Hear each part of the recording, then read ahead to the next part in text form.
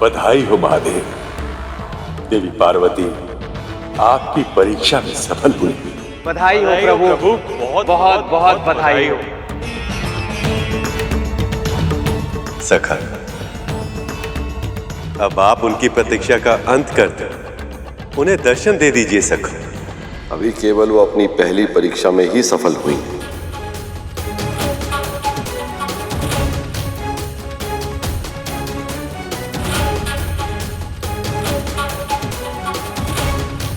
पहली परीक्षा? आपका अर्थ है कि आप उनकी और भी परीक्षाएं लेने वाले हैं महादेव?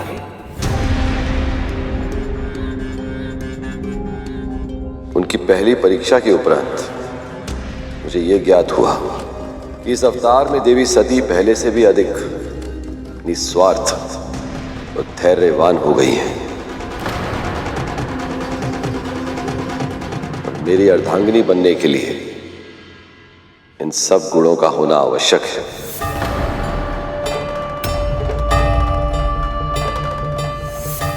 इसके अतिरिक्त स्वभाव की विशेषताओं के कारण अब वो अपने हित से अधिक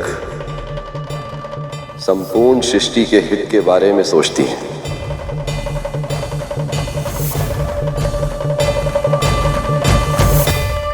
पर केवल ये पर्याप्त नहीं है।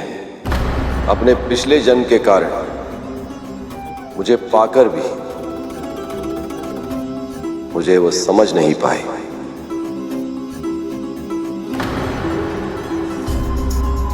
मुझे जानना है कि अब इस जन्म में वो मुझे, मेरे विचारों को, मेरे दर्शन को, मेरे तत्व को संपूर्णता से समझ पाती हैं या नहीं। अर्थात हमारे विवाह के लिए ये आवश्यक है देवगण।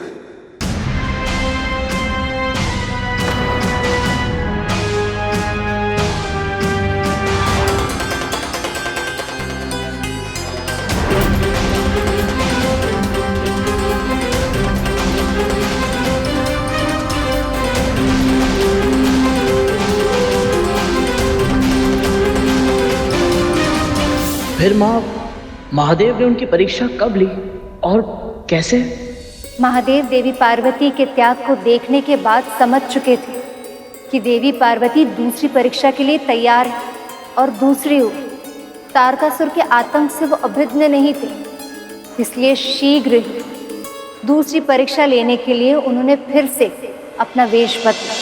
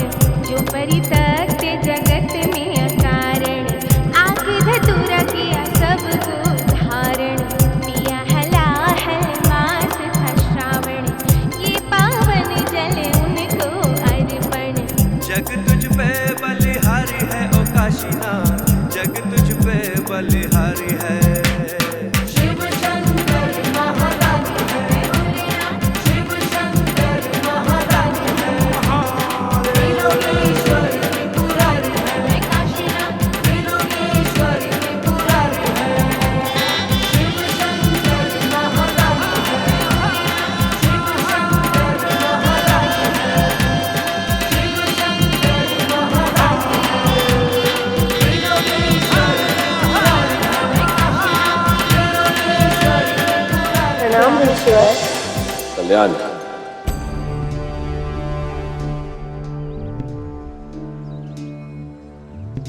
राजकुमारी, इतना सुंदर रूप पाने के बाद भी इतनी घनघोर तपस्या क्यों कर रही हो तुम?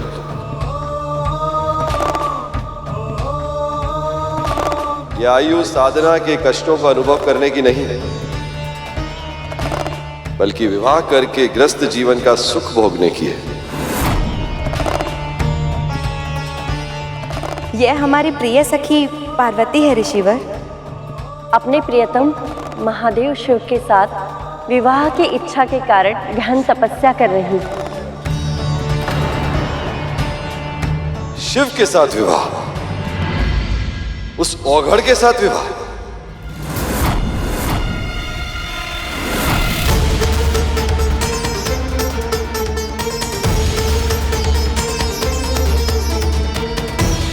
हे ईश्वर, सद्बुद्धि दो इन्हें। शमशान का निवासी है वो। विवाह का तो अर्थ तक नहीं जानता वो बहरूपिया।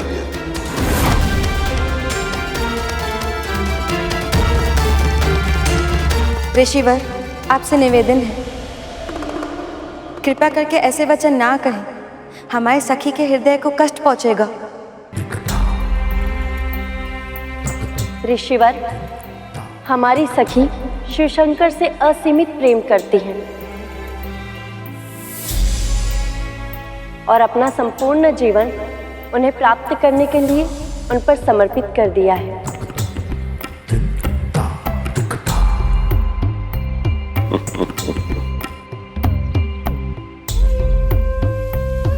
क्या इन्होंने या आप में से किसी ने शिवशंकर को देखा है?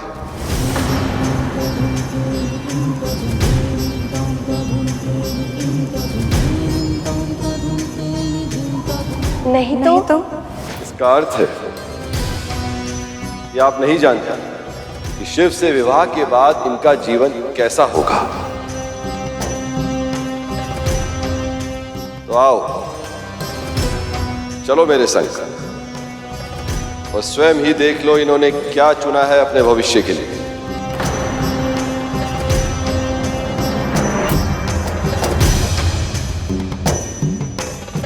अधिक सोच विचार केवल समय व्यर्थ करता है देवी। साधु के कथनों का मान रखो और चलो मेरे संग। मुझे विश्वास है कि वास्तविकता देखकर तुम्हारी आंखें फटी रह जाएंगी, पग डगमगा जाएंगे और संकल्प अपने आप ही क्षीण हो जाएगा।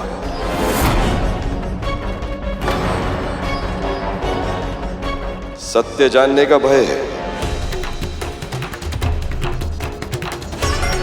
या इस साधु के कथनों पर विश्वास नहीं?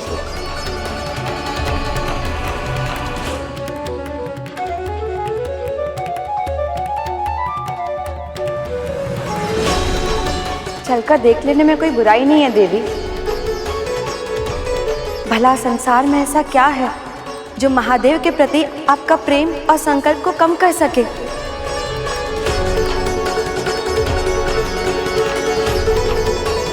और देवी, साधु सन्यासियों के अपमान से तप का पुण्य कम हो जाता है।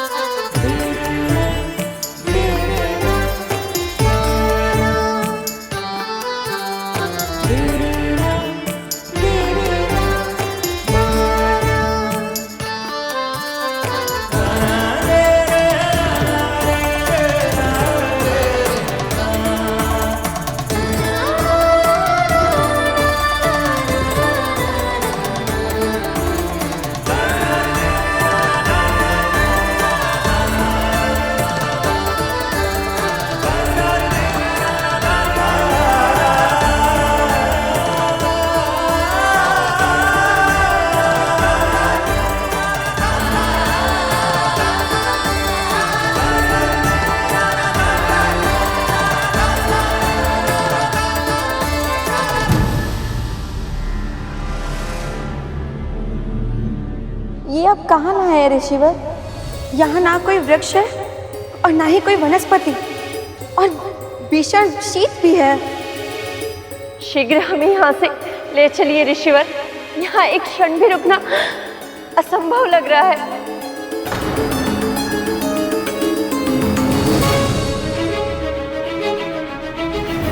शिव के निवास कैलाश स्थान पर इससे भी कम तापमान होता है।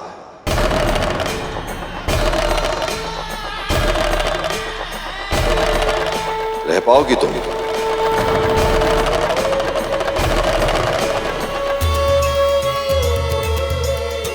पार्वती मौन क्यों है?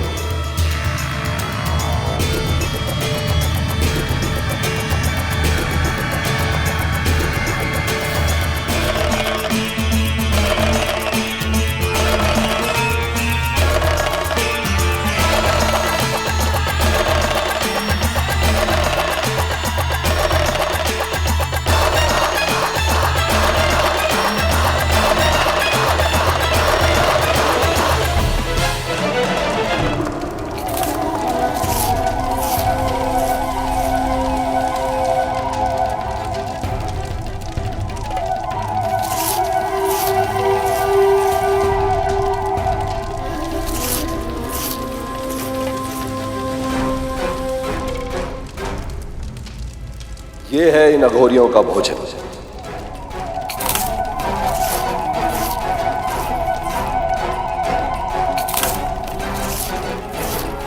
शिव भी इनकी तरह भिक्षा मांगकर भोजन करता है। स्वयं ही देख लो कि वो तुम्हें क्या खिलाएगा।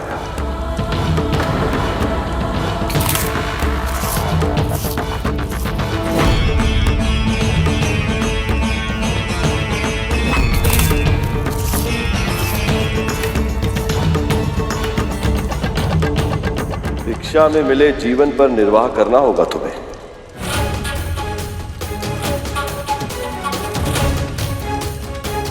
और तो और उसके पास तो उचित पात्र तक नहीं, खप्पर में ही खाता पीता है।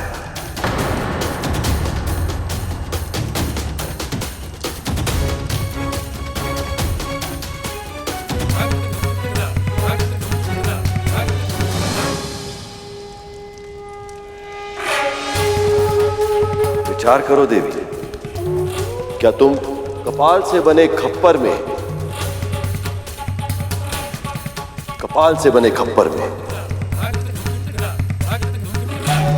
भोजन कर पाओगे?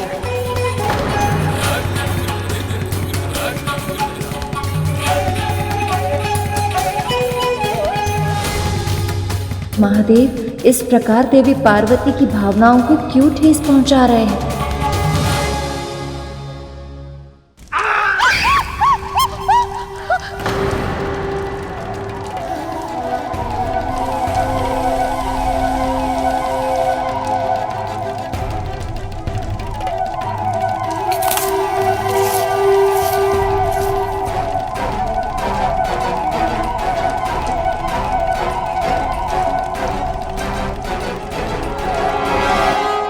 ऐसा विपरीत व्यवहार क्यों कर रहे हैं महादेव? ऐसा लग रहा है कि वो माँ पार्वती से विवाह ही नहीं करना चाहते। इतना भयभीत कर रहे हैं ये इन्हें कि इनका संकल्प दुर्बल पड़ जाए और माँ पार्वती स्वयं विवाह करने से मना कर दें। इतना ही नहीं देवराज, महादेव तो माता पार्वती को ऐसे भड़का रहे हैं जैसे मानो वो चाह रहे हो कि माता पार्वती उनके साधु रूप पे अपना क्रोध दिखाएं, जिसके फलस्वरूप उनके तप का फल कम हो जाए। महादेव की ये परीक्षा तो दो धारी तलवार है, माता पार्वती इसमें कैसे सफल होंगी?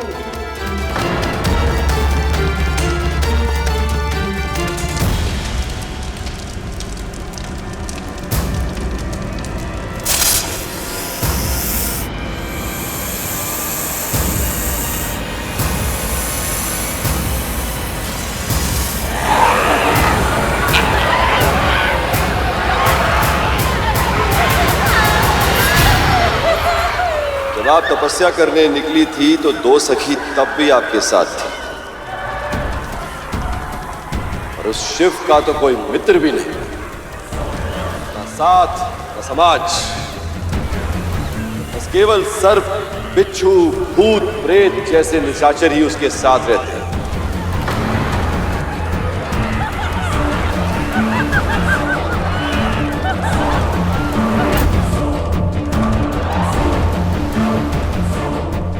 क्या तुम रह पाओगे?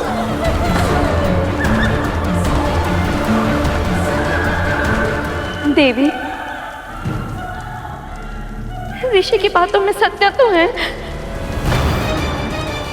देवी, एक बार और विचार करने में कोई हानि नहीं है।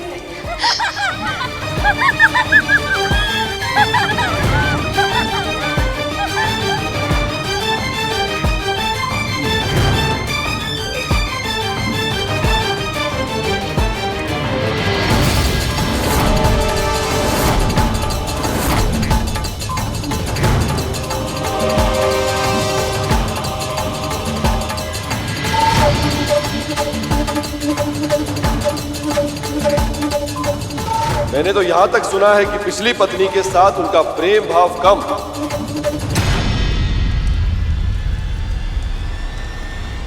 और लड़ाई झगड़ा अधिक था।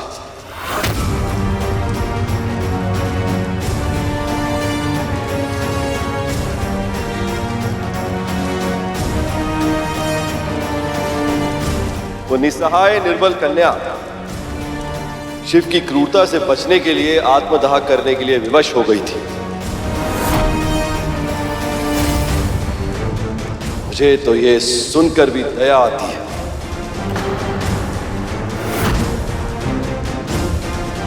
यदि ऐसी ही स्थिति तुम्हारे साथ उत्पन्न हुई तो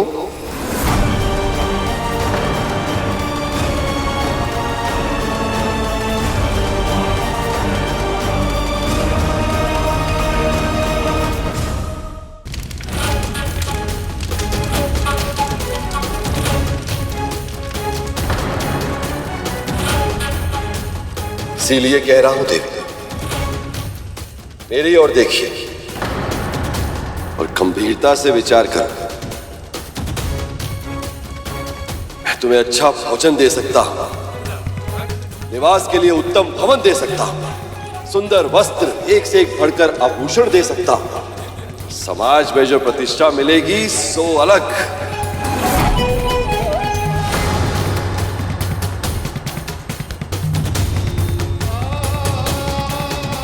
इसीलिए कह रहा हूं देवी, अपने हृदय से शिव का विचार त्याग कर मुझसे विवाह कर लो सुंदरी।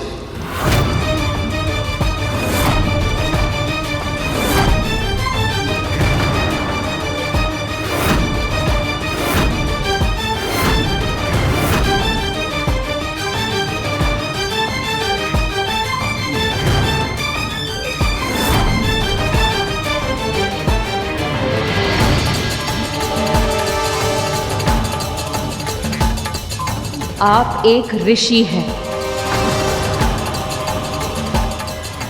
केवल यही कारण है कि आप पर क्रोध करके मैं अपने तप का पुण्य नहीं खोना चाहती। पर अब बस,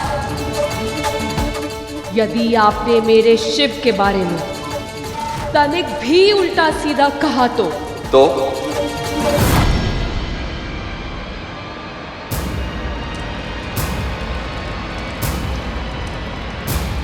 तो क्या देवी, क्या करेंगे आप?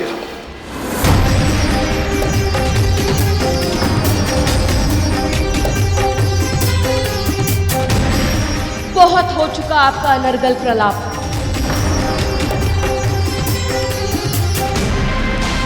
वो इस संसार के स्वामी हैं।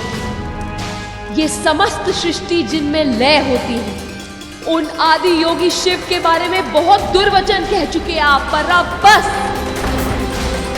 आपको अपने कर्मों का परिणाम भोगना ही होगा।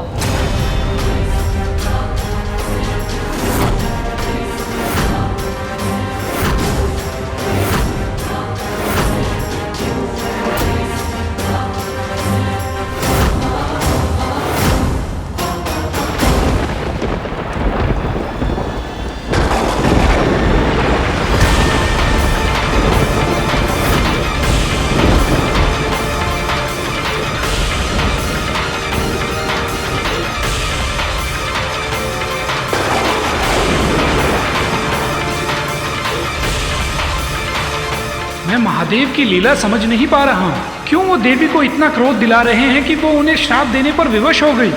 यदि महादेव ने माता को नहीं रोका तो अनर्थ हो जाएगा।